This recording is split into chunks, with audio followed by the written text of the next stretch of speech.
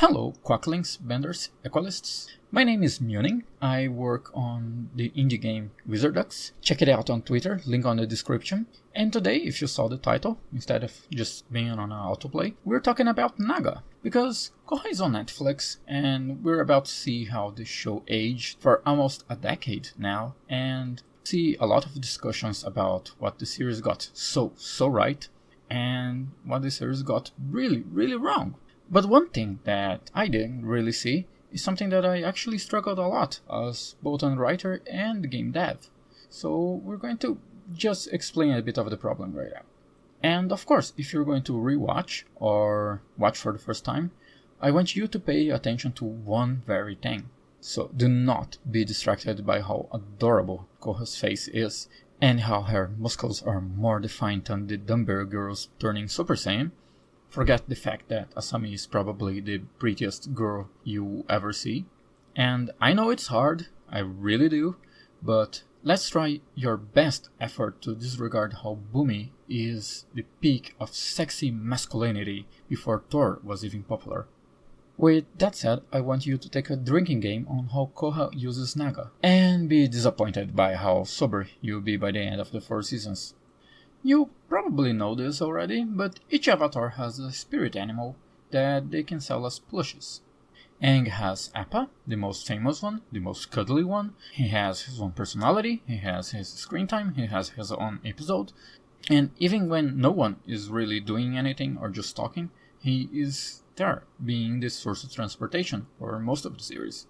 He is linked to big hero moments, action sequences, chases, and just chilling around. Roku has a mother-ducking dragon just to establish how cool he is, and he wasn't, and the mystical side of the series. Design-wise, the series has a bit of a problem, which is every animal except one is a chimera, so when you want to show the spiritual side and the unusual to the characters, like the spirit world, you kinda don't have many options. The easiest way to do it, like many fantasy series, is to keep dragons' hair. We all know dragons are legendary and powerful and sometimes even magic, which is what they do in the series. You can notice that whenever a series uses too many dragons, you need to go over the top. Avatar fortunately avoids that and does the job with the dragons quite well.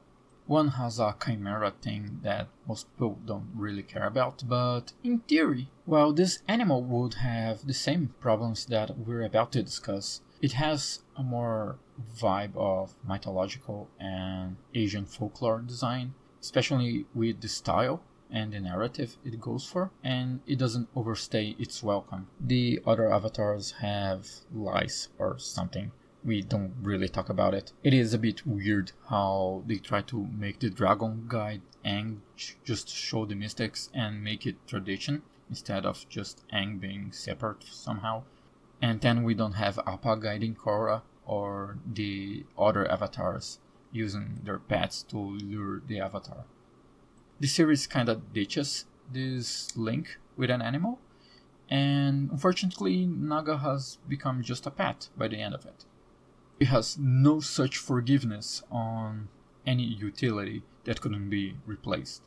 And as we don't really know much about the other pets, let's focus just on Appa. Appa has a main role on the series. You can't really replace him. There's a whole plot where we basically don't have Appa. And there's a real emotional shock on it because it is Aang's friend. It is his oldest friend. The only time that they don't really need to use Appa is right when they are on Ba Sing Se, which is a main city. Coincidentally, Naga has a really big city to deal with. And basically she pays the price because the writers don't really give her much favor. She is more useful than Roku's dragon by the end of his life, to be fair. I'll give her that. Korra is the complete opposite of Aang, and most of the time it is done brilliantly. Unfortunately, this meant that Naga would be a terrestrial, aggressive-looking apex predator from the poles. I mean, it is basically a rhino that brings your sleepers half-chilled every morning. What more do you want? She can't have many details on the body because of her massive size, and for narrative purposes, this is exactly what she brings to the table. And you can totally see on the first episodes that they were going with it. The city is massively different from what Korra was used, and this brings her discomfort. Sometimes are just rules or compromises, some concessions, and that's okay. It is supposed to remember that Korra has to change and adapt. And unfortunately for her, this hits personally on her pet too. Remember that Korra was supposed to be only one short season, so this design choice is absolutely okay. The problem is usually what comes after. Naga has her moments, but the series isn't about her. Korra isn't a very spiritually linked person, so Naga isn't exactly the symbol that you want. Naga's lack of utility is basically symbolism itself. She is an albino Garudamon living on a vegetarian island. That's how Korra feels. She is a square peg for a round hole. She isn't meant to be there. She isn't welcome. The second problem that ironically Naga has by design is that she isn't big enough. And no, I'm not trying to use my own insecurities to relate to the best girl. I'm saying this because we need to talk about the car chases. The car's purpose is twofold. One is just the good and old world building, and the other is because budget. Neither the studio doing Aang's story or Korra's shy away from using 3D models. They don't rotoscope it, they don't really use shaders to fit the style, they just make do with the money they got and call it a day.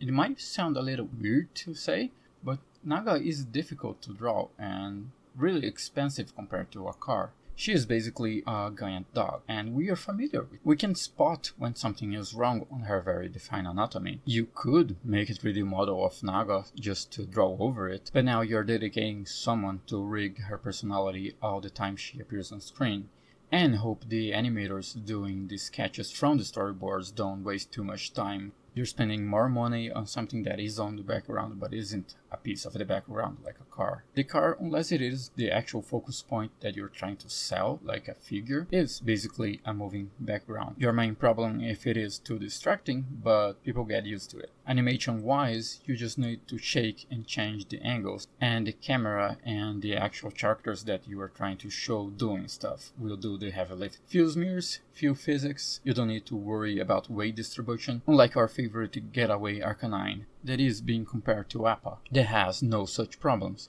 Appa is way rounder and not quite based on a real thing, so we don't have a reference. Don't believe Sokka, he is easy to draw. I mean, even in action when he is airbending, he doesn't really move. Airbending is all about moving, and Appa is just basically meditating. It's like spoilers I won't mention, and what used to be the case on Dragon Ball. Hell, Appa is so convenient, he literally has a whistle that basically brings him to the scene. And I know Naga has something similar with Korra whistling, but she has logistics to work with, and like Appa that appears out of thin air like a Skyrim horse. Personally, it is a bit frustrating because Season 2 has plenty of occasions that Naga could be useful. After all, we see her more on her habit, but they decide to keep changing the location over and over again, right about the time Korra starts actually using her, as Korra is used to. I'm trying not to be too harsh because the first season had this problem too. It is the reason why Zuko has never kept his mounts, or the badass girl that can locate everything, never really stuck around. Big terrestrial animals are badass, but they can be incredibly inconvenient for the pacing of the story.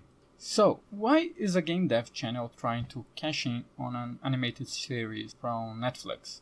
Well, because we lost the opportunity to nerd out about Queen's Gambit, and because one of the banes of my existence as both a writer and a game designer is pets. You see, when Korra was releasing on Nickelodeon, I was writing a book, and it had pets. There was a wyvern, because originally it was going to be something more episodic. I wanted it to fly everyone and be summoned on dramatic moments, and it was a disaster, especially when the series decided to focus on one place, and you would think focusing on a single place would have the wolf thingy be more special, but it was a problem when the characters were parkouring most of the time.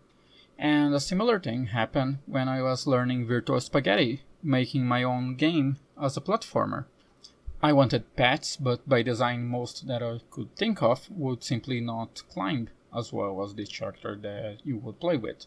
More recently though, I started writing a book with a Naga-sized animal, and unlike Korra, whenever she was on screen, she was really taking over all the story.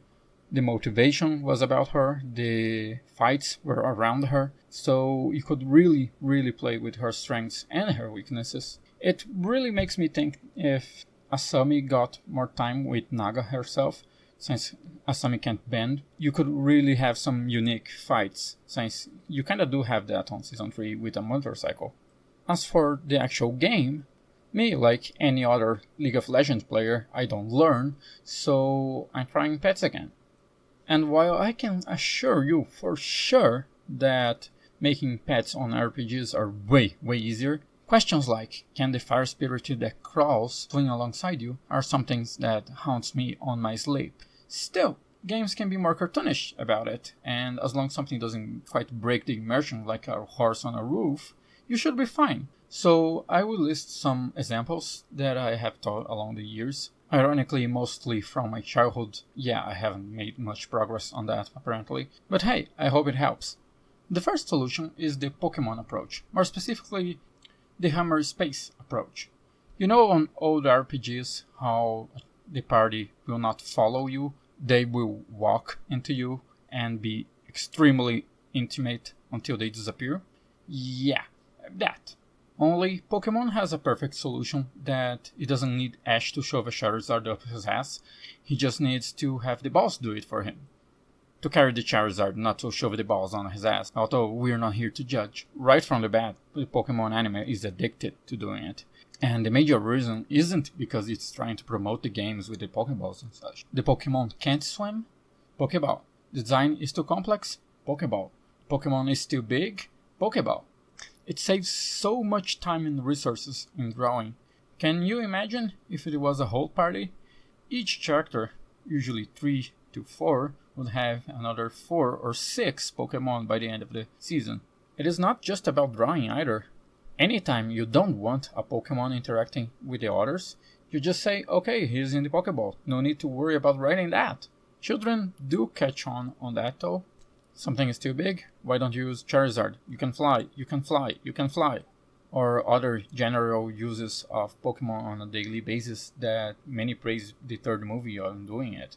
Pokemon Adventure, the most famous manga, went a bit further than that and used the original idea where Pokeballs are just capsules, and the top part, where it is the color one, has the actual Pokemon being able to look around and even communicate through expressions, which is quite cool. You just need one panel and that's enough. Now, although Avatar never introduced a Hammer Space mechanic, you do have something that works the same way for the small ones though. Whenever they don't want to draw Momo, but Momo should be around, well, Momo's just flying, you're just not seeing him on screen. And Pablo is easy to draw, easier than Momo, but if you don't want him around, just say he is on Bowling's clothes or even the floor. Then there's the Digimon approach, which is a bit hilarious if you think about it, because out of all the series you could think of, Digimon is the one series that could have all the Digimon and all the things they want on an inventory on the Digivice, and they just don't use that. It goes even further that Digimon Tamers is basically Pokemon Go for nearly 20 episodes, and they never capitalize on a game like that. With that said, Toei's approach to the problem is make the monster's base forms cute, small, or at least human-like enough so it won't be too difficult to draw.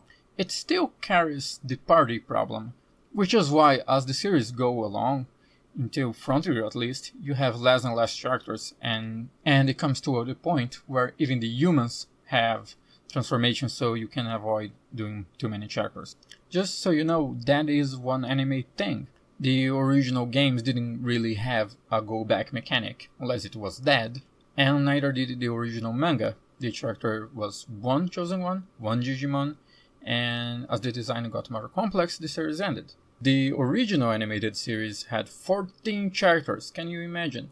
When Age of Ultron was just a trailer, people were complaining that there were too many superheroes, like 8 or 9, and that was too much for them. Ducking casuals. In animation, that is no joke. The animators were probably wanting to kill themselves, but making them devolve and making things easier to draw was probably preventing some strikes that would piss off corporate. Although, to be fair, Digimon does make the logistics of a Digimon a big deal. You have to feed Gilmon, you have to pretend some are toys, you have to find a home for Gilmon because he can't live with you because it's Japan and houses are small.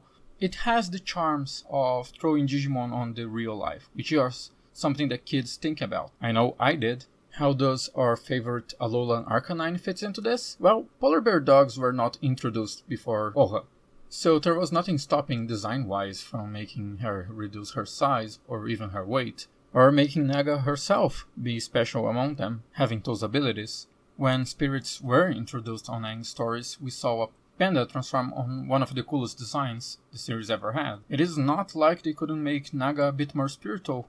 Worst case scenario, you can just throw this on the second season. It is literally called Spirits, and there is a baby spirit that is a bird that transforms into a dragon. And no, that is not a spoiler because it goes absolutely nowhere. I don't know, I feel like if Naga was a little bit more spiritual, we could have seen some very interesting stuff. Naga could be the one that pushes Korra to be more spiritual. She could get bigger, she could get corrupted, she could replace Jinora, I don't know. There's a lot of size didn't need to be a problem, and she could even cross walls. And yes, I know it feels drastic, but it is a book about spirits, and I thought it was a cool idea. Now, the really drastic one is the Naruto approach. Naga could be a spirit, or I don't know. Korra finds an amulet that uses as a ring and a leash for Naga, so you can sell as merch for cosplayers and everyone that has a dog. And the thing is, Naga can be summoned by Korra via the spirit world. Series that use portals and teleporting need to be really careful with that to not break the whole world building.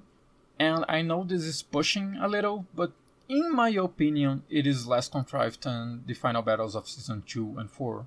In Naruto, you can summon an animal that you have a contract with. And it is not quite hammer space, it's more teleportation. And it really works well. I have absolutely no idea why the series teases and establishes for a long time summoning. Only for in 700 chapters Naruto by himself, only using like twice. Will change the series drastically, but still could be really cool. Korra took a long flight, jumped, or was kidnapped. When the action comes, summon Naga on a crucial moment. There is an instant change, and Naga was seen like only one episode ago getting belly rubs on the South Pole. You can summon Naga. Naga is fighting 16 meters away, and you need to save her or save yourself. Summon. You met an old friend and you just congratulated her on her baby, but she isn't pregnant. Summon! It can be really abused, but you can just write rules around it. I know some will say this is not how the story was written or word built, but this is kind of the whole point of doing it. You can write anything you want, and if you're planning ahead, the things that you would say it wouldn't make sense can be written around it. Yeah, I rambled for a long time. How would you fix the Naga problem? This video was more of a test. I'm trying to remember how to use Audacity and maybe Active Presenter. I'll just share with a few friends really. But feel free to like, subscribe. And if you watched the entirety of this video, please write Naga should be a duck on the comments. And that's about it. And on a side note, before I go, did you notice that Korra disappearance thing? Out of all the questionable decisions that they made with the series, this is the one that confuses me the most. Like, they're refusing to have money. It confuses me as much as Appa not guiding Korra to the spirit world. Anyway, I'll see you next time.